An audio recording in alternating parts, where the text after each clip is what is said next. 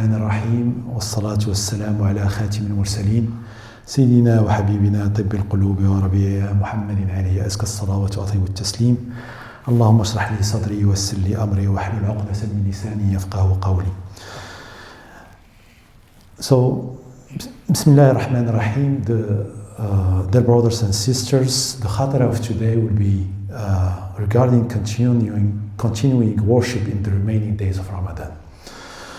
So, as we find ourselves in the final days of this blessed month of Ramadan, many of us feel a sense of both accomplishment and concern. Accomplishment for what we have achieved so far and concern for what we have missed. However, I want to remind us all today that even Laylatul Qadr, if Laylatul Qadr has passed, there remains immense value, blessing and opportunity in the final days of Ramadan. So the race is not yet over. And as in any race, it's often the final stretch that determines the winner. So let us continue striving until the very last moment of this blessed month. Our beloved Prophet Muhammad sallallahu alaihi wasallam showed us through his actions how to maximize these final days. Aisha radiallahu anha narrated, with the start of the last 10 of days of Ramadan, the Prophet sallallahu alaihi wasallam used to tighten his waist belt, which means work harder, pray all night and wake his family for prayer. What does tightening the waist belt mean?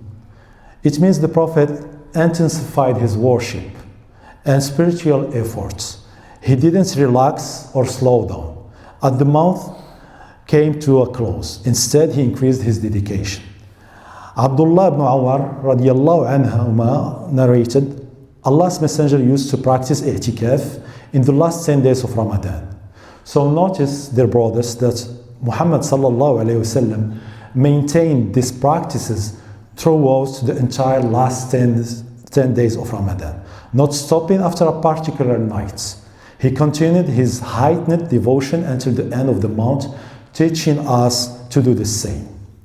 And I just want to discuss one important point regarding the uncertainty of Laylatul Qadr. So while many associate Laylatul Qadr with the 27th night of Ramadan, its exact date remains unknown to us.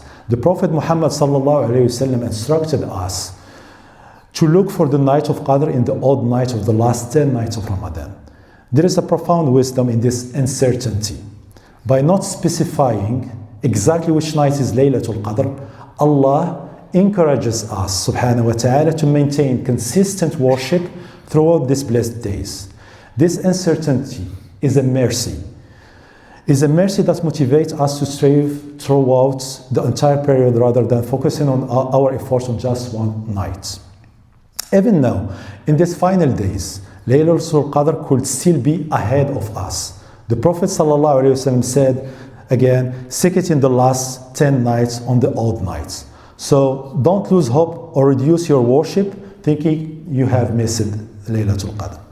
So practical advice as usual, just as a reminder, increase night prayers, qiyam, recite and reflect on the Quran, make abundant dua, and we have the dua narrated by Ummuna Aisha radiallahu anha, Allahumma innaka afuun tuhibbul afwa fa'fu anna. Allah, you are forgiven and love forgiveness, so forgive me. Give in charity, and 5, maintain good character and practice. Think of these final days as the finish line of a race. This is precisely when champions increase their effort, not decrease it. In a race, the last stretch is where winners are determined by who pushes hardest despite fatigue. So in conclusion, dear brothers and sisters, Allah rewards according to our effort and sincerity. Even if we feel we have maximized the earlier part of Ramadan, let us not allow that to prevent us from maximizing what remains. Every moment of these blessed days carries immense potential for reward and forgiveness. So the Prophet ﷺ said, the deeds most loved by Allah are those done regularly, even if they are small. So consistency in worship is the key, especially when it becomes challenging toward the end of Ramadan. and it's beloved to Allah. It will be beloved to Allah. Let us finish Ramadan strong, with renewed intention and vigor. May Allah accept our fasting, our prayers, and all our acts of worship. May He grant us blessing of Laylatul Qadr, whether it has passed or yet to come. And may He allow us to meet the blessed Eid with forgiven sins and purified hearts.